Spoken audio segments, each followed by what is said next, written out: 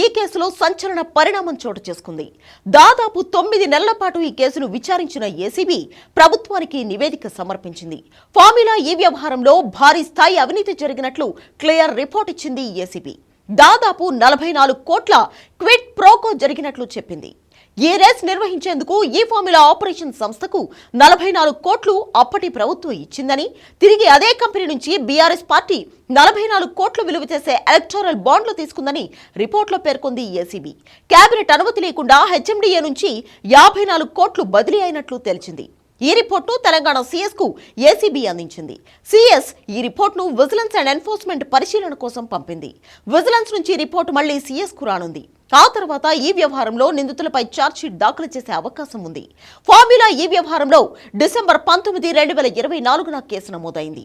ఈ ఏడాది మే 26న, జూన్ 13న 2 సార్లు కేటీఆర్ ను విచారించింది ఏసీబీ.